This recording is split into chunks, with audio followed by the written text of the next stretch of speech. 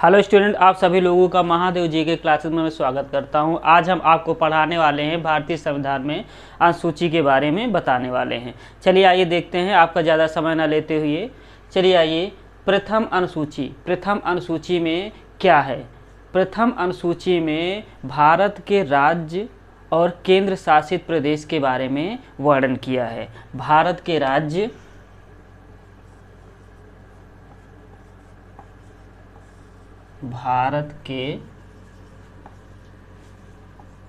राज्य एवं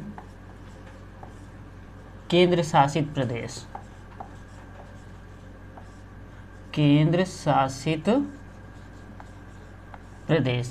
भारत के 28 राज्य और 8 केंद्र शासित प्रदेश के बारे में उल्लेख कहाँ मिलता है? प्रथम अनुसूची में। ठीक है, आइए देख लेते हैं हमारे द्वितीय अनुसूची में किसका उल्लेख किया गया है। संवैधानिक विशिष्ट पदाधिकारियों का उल्लेख किसमें मिलता है? हमारा द्वितीय अनुसूची में। द्वितीय अनुसूची में वेतन एवं भत्ते के बारे में बताया गया है। किसके बारे में बताया गया है? वेतन एवं भत्ते के बारे में। वेतन एवं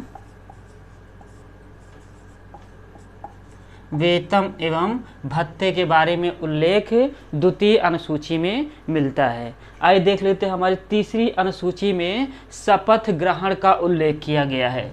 किसका किया गया है? शपथ ग्रहण का। अगर हमें इसको याद करना होगा तो हम कैसे याद करेंगे? चलिए आइए देख लेते हैं। जैसे होता नहीं कि आप कहीं पर नौकरी मांगने के लिए गए, या तो आप भारत के किसी भी राज्य या केंद्र शासित प्रदेश के तो हैं ही, सीधी सी बात है। पहली अनुसूची में भारत के राज्य और केंद्र शासित प्रदेश के बारे में 28 राज्य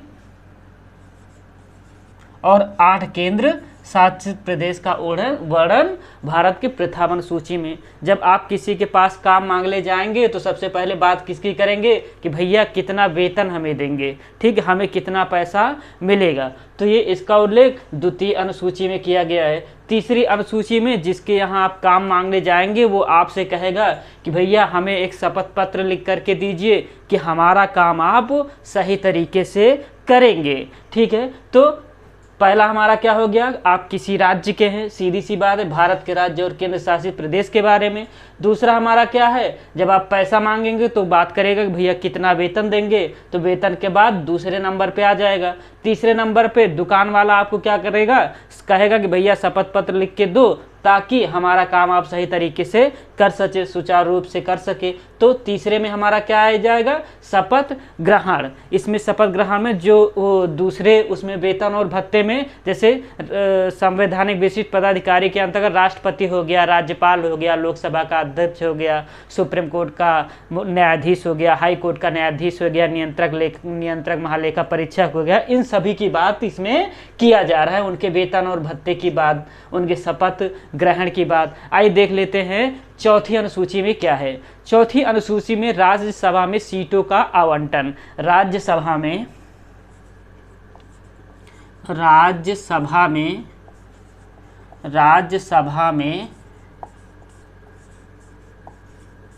सीटों का आवंटन।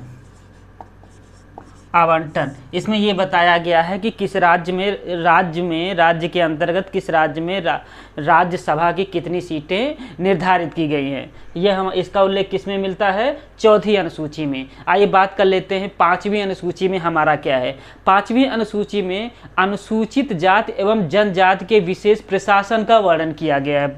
ठीक है, क्या लिखेंगे हम इसमें? अनुसूचित जाति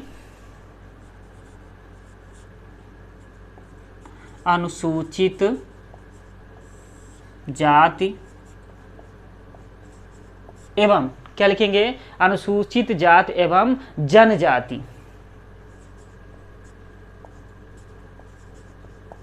जनजाति के प्रशासन के बारे में।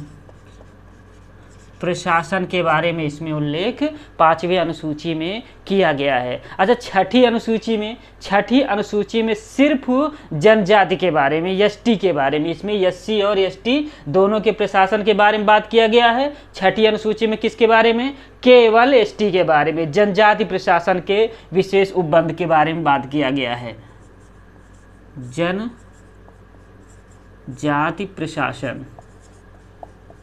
जनजाति प्रशासन, इसके अंतर्गत उन्होंने 4 राज्यों को शीर्ष पर रखा है, 4 राज्यों का वर्णन किया है, जैसे मेघालय, मिजोरम, असम, त्रिपुरा। इन्हीं 4 राज्यों की जनजातियों को विशेष प्रशासन उपलब्ध कराया गया है।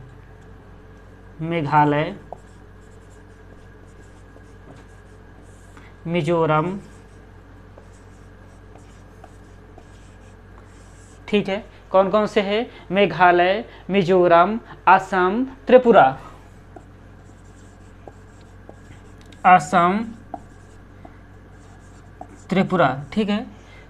छठी अनुसूची में जनजाति प्रशासन के बारे में मेघालय, मिजोरम, असम, त्रिपुरा के बारे में छठी अनुसूची में उल्लेख किया गया है। आइए 7वीं अनुसूची में देख लेते हैं। 7वीं अनुसूची में संघ सूची, राज्य सूची और समवर्ती सूची के बारे में उल्लेख किया गया है। 7 से 7 सूचियाँ। पहला संघ सूची,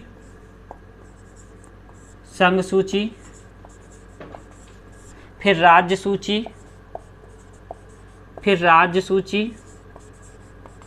ठीक है, फिर समवर्ती सूची,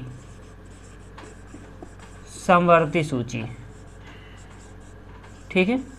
राज्य सूची, संघ सूची और समवर्ती सूची। राज्य, अब देख लेते हैं राज्य सूची, संघ सूची के अंतर्गत कितने विषय आते हैं। पहले 97 विषय थे, 97 विषय, अब प्रेजेंट टाइम में 100 विषय। संघ सूची के अंतर्गत पहले 97 थे, उसके बाद 100।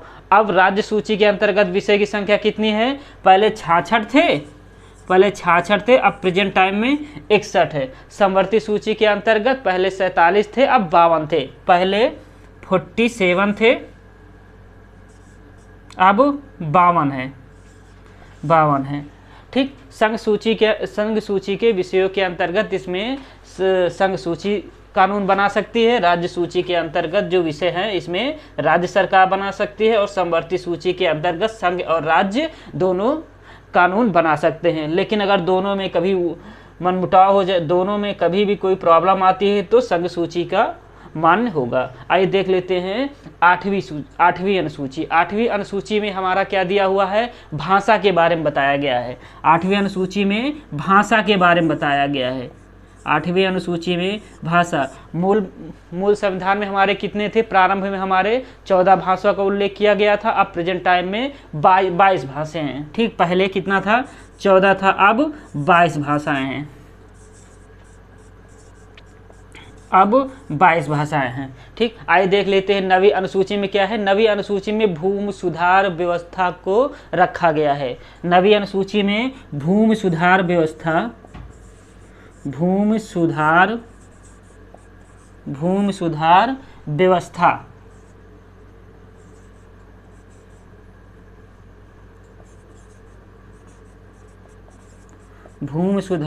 व्यवस्था के बारे में बताया गया है। चलिए आइए देख लेते हैं 10वीं अनुसूची में द से 10वीं, द से दल बदल। द से 10वीं, द से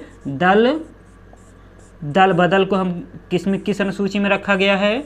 10वीं अनुसूची में दल बदल का उल्लेख किया गया है। 11वीं अनुसूची में पंचायत की शक्तियां और जिम्मेदारियों के बारे में बताया गया है। 11वीं अनुसूची में पंचायत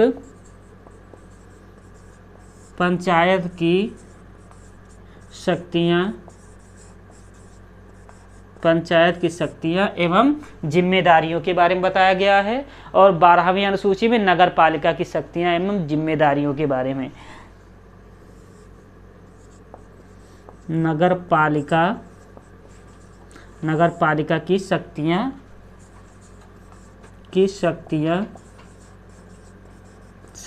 एवं जिम्मेदारियों के बारे में बताया गया है। देख लेते हैं पंचायत की शक्तियों में 11वीं अनुसूची में कितने विषय हैं। 11वीं अनुसूची में 29 विषय हैं, 29 विषय हैं, ठीक। और देख लेते हैं नगर पालिका के अंतर्गत कितने विषय हैं, 18 विषय हैं, 18 विषय हैं, ठीक है। और किस संविधान संशोधन में जोड़ा गया था, पंचायती राज व्यवस्था, पंचायत की शक्तियाँ 11वीं अनुसूची में 73वें संविधान संशोधन 1992 में, और ये 74वें संविधान संशोधन 1992 में, ठीक है। Thank you. लास्ट में हम आपसे एक क्वेश्चन पूछ रहे हैं, आप लोग कमेंट करके जरूर बताइएगा। क्वेश्चन ये है, भारतीय संविधान के प्रमुख सुलेखक कौन थे। क्वेश्चन लिख दे रहा हूँ मैं इधर, ठीक है। क्वेश्चन ये है, भारतीय, ठीक है, दिख रहा होगा, भारतीय संविधान के, भारतीय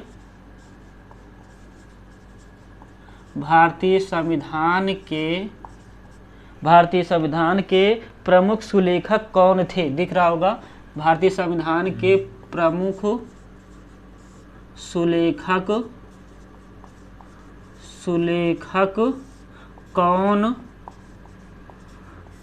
थे, ये क्वेश्चन है, आप लोगों से कमेंट करके जरूर बताइएगा। भारतीय संविधान के प्रमुख सुलेखक कौन थे। Thank you.